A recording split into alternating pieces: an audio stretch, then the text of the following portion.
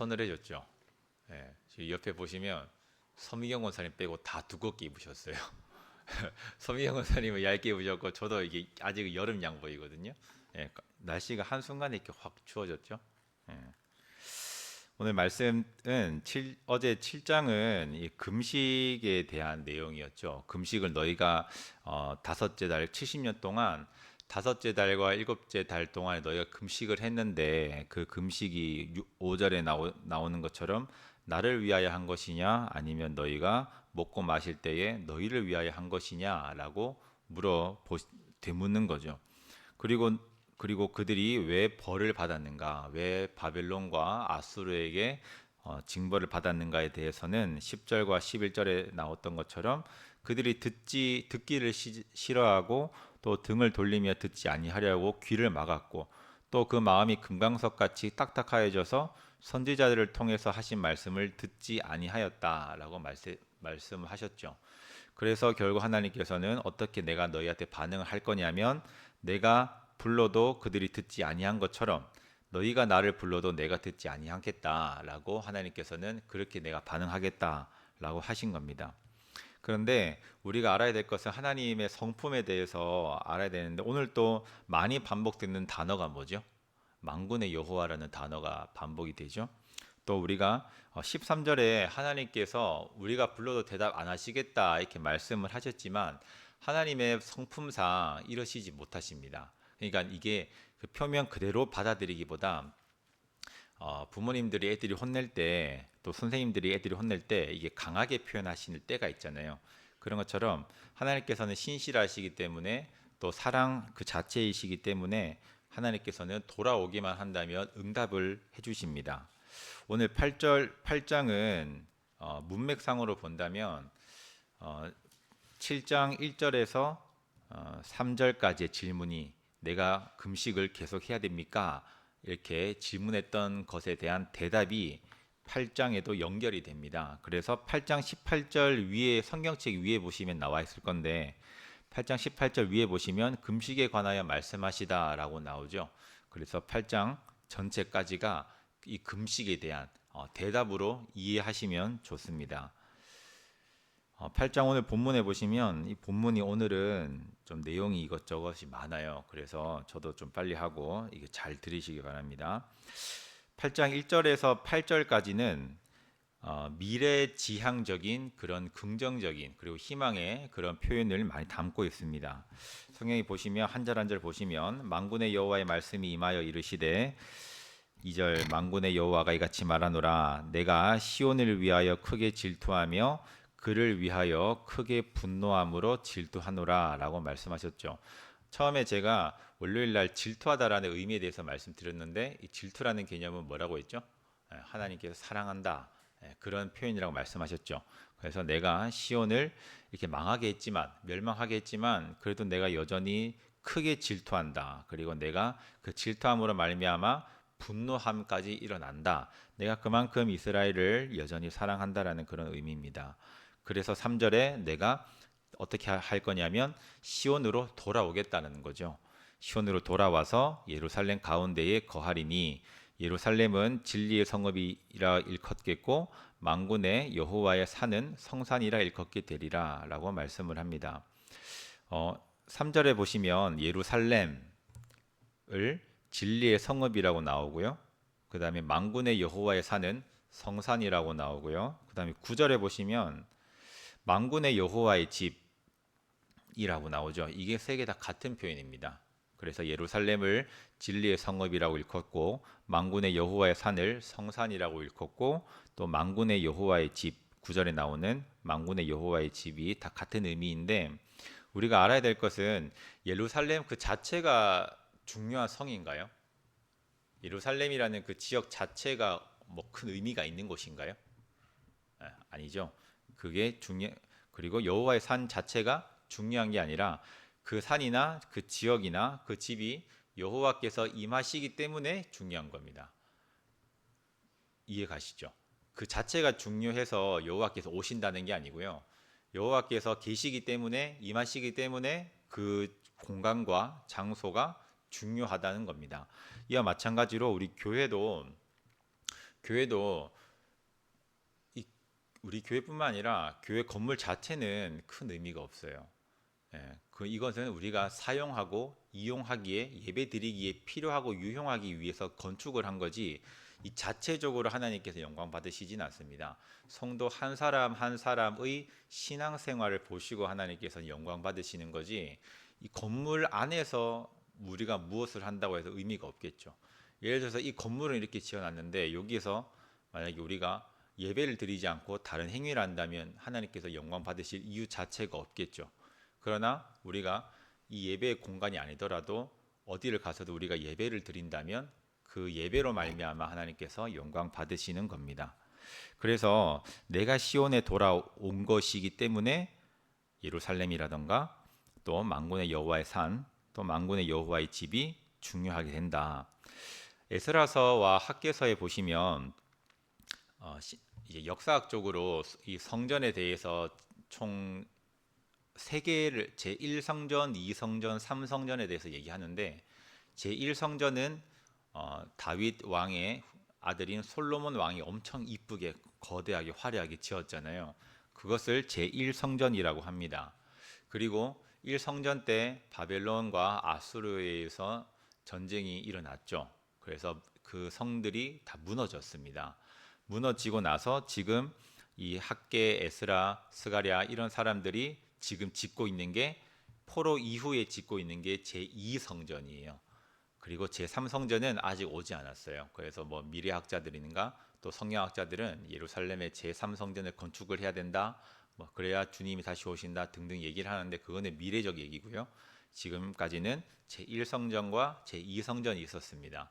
그런데 제가 금요기도회 때 말씀드렸다시피 제1성전을 솔로몬 왕이 지을 때에 아버지 다윗이 엄청난 재산을 건축을 할 수 있도록 줬다고 했죠. 그게 2010년 약 기준으로 한 1,500조 정도의 금액이라고 합니다. 그 금액으로 통해서 솔로몬 성전을 지었다면 얼마나 화려하게 지었겠어요. 근데 제2성전은 지금 포로기 가운데에서 바벨론에서 다시 예루살렘을 돌아와서 뭐가 아무것도 없죠. 재산도 없고 또 인구도 약 50만 명 정도밖에 5만 명인가 50만 제가 정확히 기억이 안 나네요. 5만 명인가 50만 명밖에 복귀를 안 했어요. 그러니까 많은 인원이 없는 상태에서 건축을 하려니 이게 쉽지 않겠죠. 그래서 제1성전과 제2성전에 대한 비교하는 내용이 에스라서와 학개서에 나옵니다. 그래서 그 당시에 솔로몬 성전을 봤던 노인들은 지금 짓고 있는 이 제2성전의 모습을 보니까 한탄이 나는 거예요. 좋은 성전이 무너지고 나서 지금 짓는 성전이 너무나도 좀 표현이 좀 이상하지만 보잘것없이 느껴졌나 봐요. 그래서 좀 그런 실망하는 표현이 학개와 에스라서에 나오는데 오늘 이 3절에 보시면 내가 시온에 돌아온 것이 진리의 성읍이 될 수 있는 이유가 되고 성산이라고 불릴 수 있는 이유가 되고 결국 그게 만군의 여호와의 집이 된다라는 것을 본다면 이 노인들이 가지고 있던 생각이 잘못되었음을 하나님께서는 간접적으로 말씀을 하시는 거죠. 자, 그리고 4절에서 계속 보겠습니다. 만군의 여호와가 이같이 말하노라. 이렇게 내가 시온에 돌아온다면 어떠한 예루살렘의 모습이 될 건지에 대해서 4절과 5절에 설명을 합니다. 예루살렘 길거리에는 늙은 남자와 늙은 여자들이 다시 앉을 것이다. 전쟁을 통해서 포로를 통해서 다 이제는 나이가 얼마 되기도 전에 다 죽었던 그런 사람들이 이제는 늙은 남자가 있을 만큼 늙은 여자가 있을 만큼 회복이 될 것이고 또 그들이 나이가 많지만 움직이지 못할 정도가 아니라 손에 지팡이를 잡을 정도로 건강이 있는 상태로 회복이 될 것이다. 그리고 그 예루살렘 성읍 거리에는 노인들만 있는 것이 아니라 소년과 소녀들이 가득하다. 그리고 거기에서 기쁘게 뛰어노는 모습을 예루살렘의 모습으로 표현을 합니다. 즉 평화와 번영의 모습을 얘기를 하는 거죠. 또 6절에 이같이 말씀하십니다. 이렇게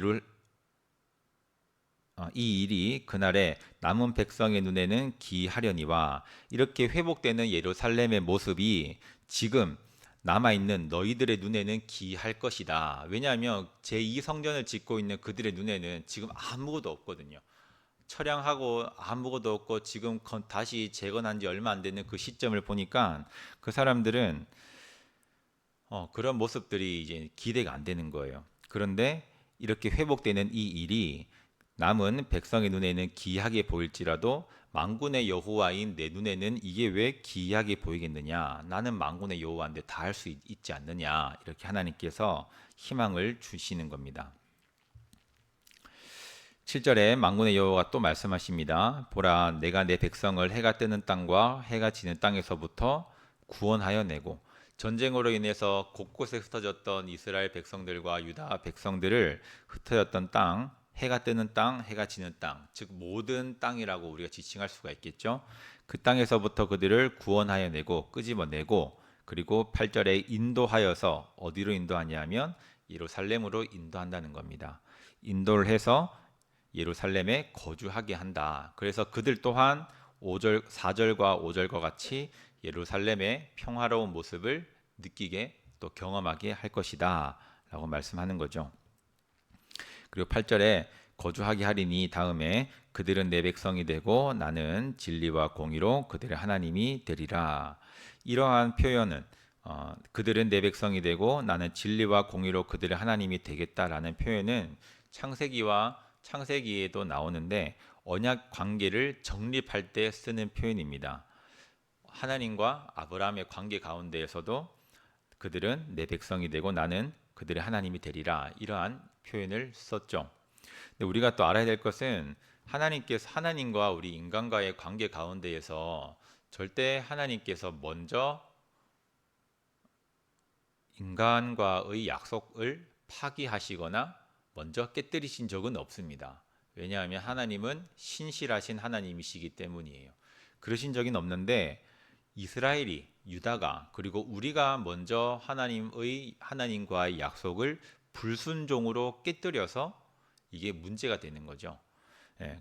그런데도 하나님께서는 깨진 언약이라 할지라도 다시 관계를 회복하고 다시 언약 관계를 재정립하시겠다. 왜냐하면 어떻게 하시냐면 진리와 공의로 하시겠다. 그냥 근거가 없는 게 아니고 진리와 공의로 말미암아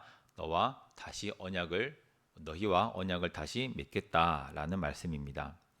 이렇게 1절과 8절까지 보시면 이렇게 희망적이고 다시 예루살렘이 긍정적으로 또 희망차게 평화롭게 회복되는 모습을 표현을 했는데 9절부터는 조금 내용이 다릅니다. 그러면 이렇게 1절과 8절과 같이 예루살렘이 미래지향적으로 긍정적으로 평화롭게 회복이 되려면 너희가 지금 무엇을 해야 되는지에 대해서 현실을 너희가 어떻게 해야 되는가에 대해서 9절부터 설명을 합니다. 만군의 여호와가 말씀하시기를 만군의 여호와의 집 곧 지금 너희가 성전을 건축하려고 하는 그때 그리고 너희가 처음에 고레스의 칙령으로 예루살렘에 돌아왔을 때 그 지대를 쌓던 날에 너희가 처음에 예루살렘으로 돌아왔을 때 있었던 선지자들의 입의 말 에스라와 같은 선지자들이 너희에게 했던 그 하나님의 말씀 성전을 건축을 하라 그리고 또 게으르지 말고 건축을 하고 끝까지 다 건축을 하라 이렇게 했던 그 말이 오늘 지금 이 날에 듣는 너희는 그때 했던 그 말씀을 기억을 하고 손을 견고히 할지어다.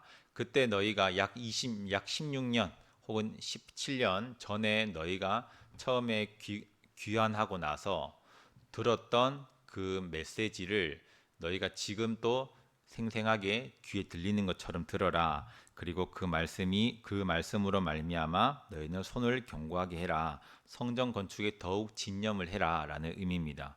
그래야 1절부터 8절까지의 예루살렘의 모습이 회복이 될 것이기 때문입니다. 10절에 이 날은 여기의 의미는 성전 재건을 시작하는 그때입니다. 성전 재건을 바벨론에서 이렇게 그 고레스의 칙령으로 다시 예루살렘으로 돌아왔던 그때는 아무것도 없잖아요. 재정 기반이라던가 환경이라던가 또 빈 땅이었기 때문에 얼마나 많은 나라가 그 땅을 넘보려고 했겠어요. 그래서 사람도 삭슬 얻지 못하고 이래도 품삯을 받지 못하는 겁니다. 짐승도 먹는 것을 제대로 먹지를 못해요.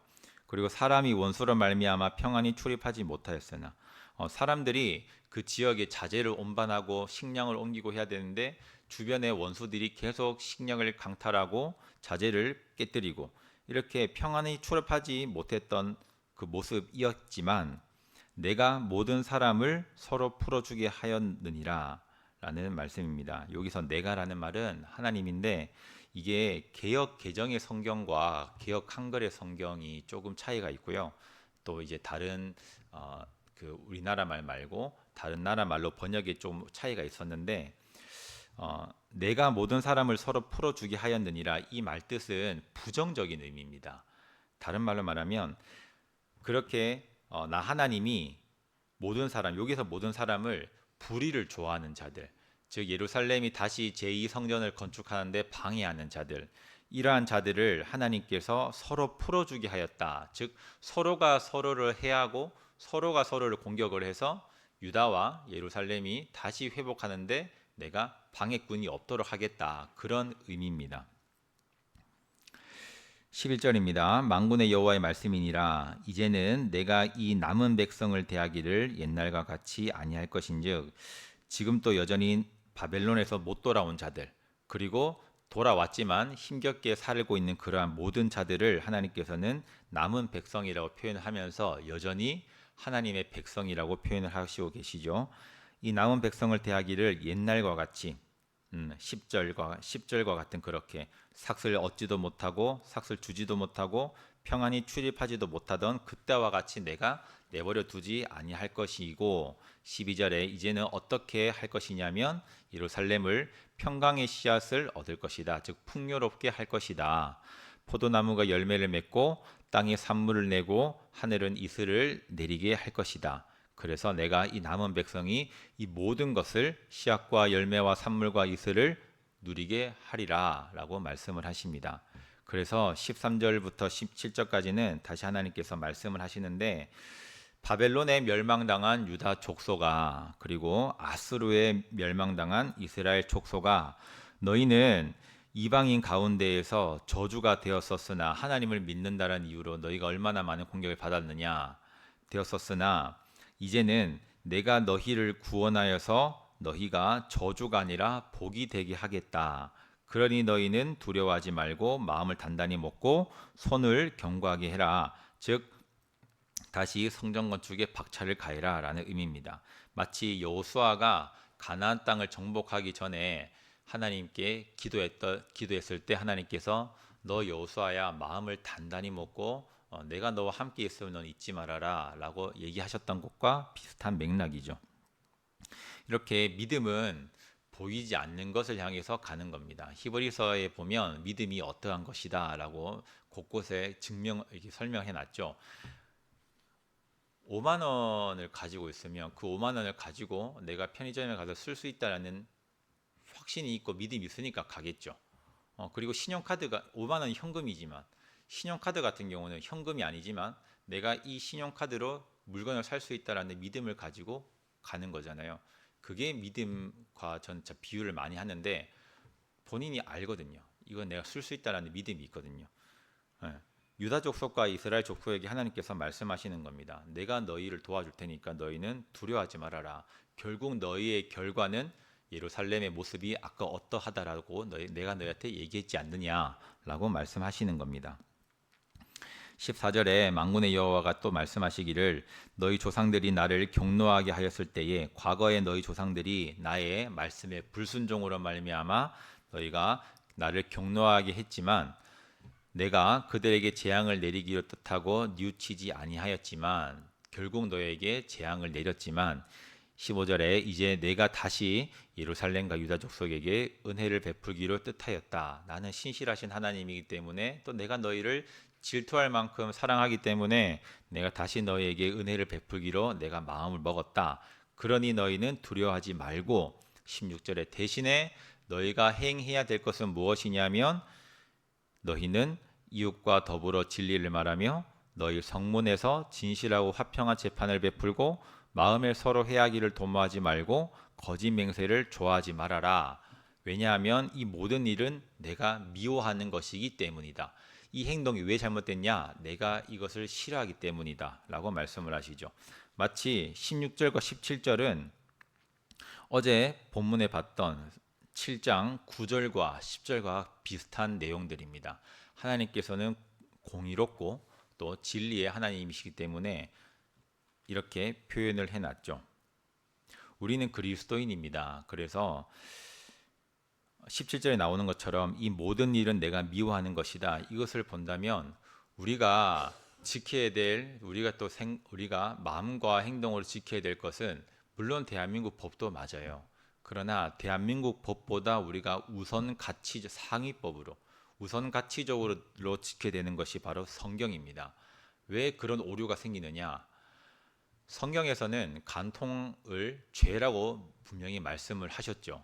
그러나 지금 현재 2025년 10월 21일 대한민국의 법으로는 간통죄는 죄가 아니에요. 이렇게 어긋나는 상황이 생길 때 우리는 그리스도인이기 때문에 우리는 성경을 따라야 된다는 겁니다. 하나님께서는 대한민국 헌법으로 이렇게 좌지우지 평가하시지 않으세요. 지금 대한민국 헌법은 민주당이 주도적으로 바꿀 수가 있는 법이잖아요. 근데 그 민주당은 하나님 믿지 않는 자들이잖아요. 그래서 우리는 그리스도인이기 때문에 성경을 가지고 하나님께 심판받을 준비를 하고 성경을 가지고 말씀을 읽고 듣고 내 행동을 또 내 마음을 점검을 해야 된다는 거죠.